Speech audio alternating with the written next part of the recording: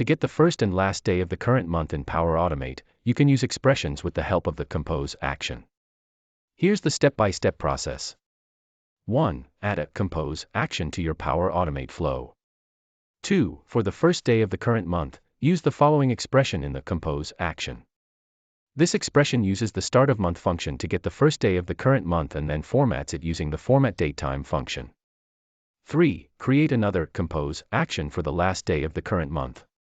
This expression uses the add to time function to add one month to the current date, UTC now, then finds the start of that month using start of month. Finally, it subtracts one day using subtract from time to get the last day of the current month. 4. After executing the flow, the first compose action will contain the first day of the current month, and the second compose action will hold the last day of the current month. Make sure to adjust the date format in the format datetime function if you prefer a different format.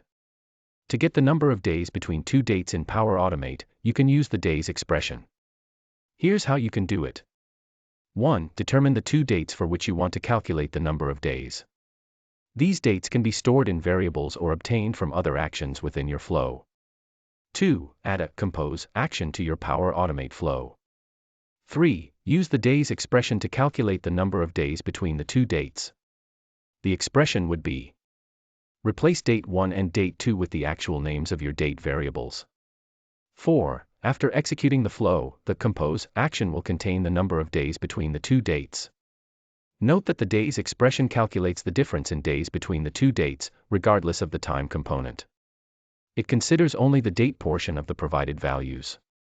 If you need to account for the time component as well, you can use the float expression in combination with div to calculate the number of days.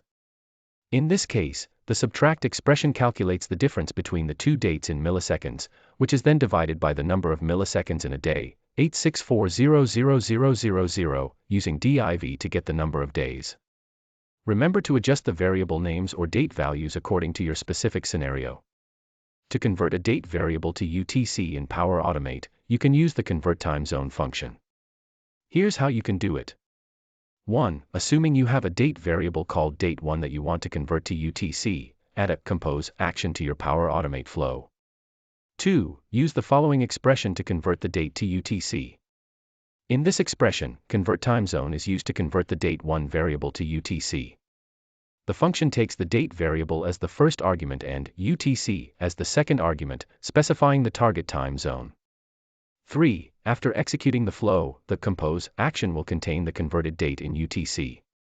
Make sure to adjust the variable name, date1, based on your specific scenario. To format a date to ISO 8601 in Power Automate, you can use the format datetime function with the O format specifier. Here's how you can do it. 1. Assuming you have a date variable called date1 that you want to format to ISO 8601, add a compose action to your Power Automate flow.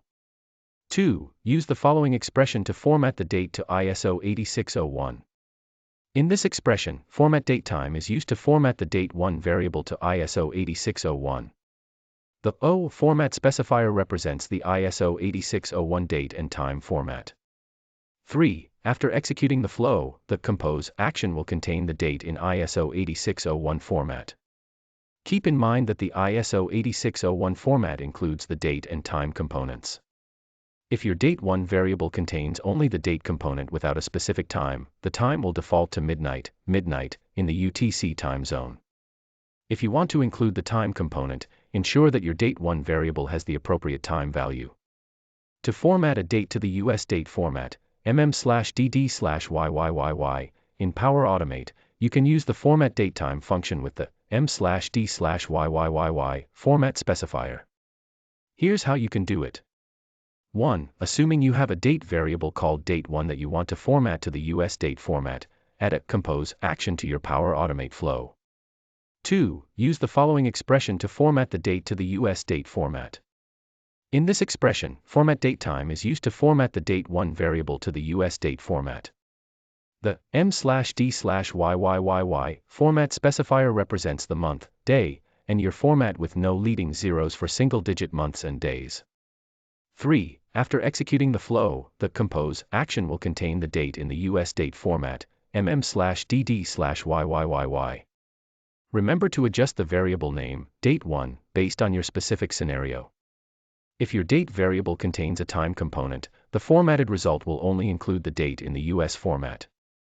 If you need the time component as well, you can use a different format specifier that includes both date and time components, such as m/d/yyyyh/mm/ss.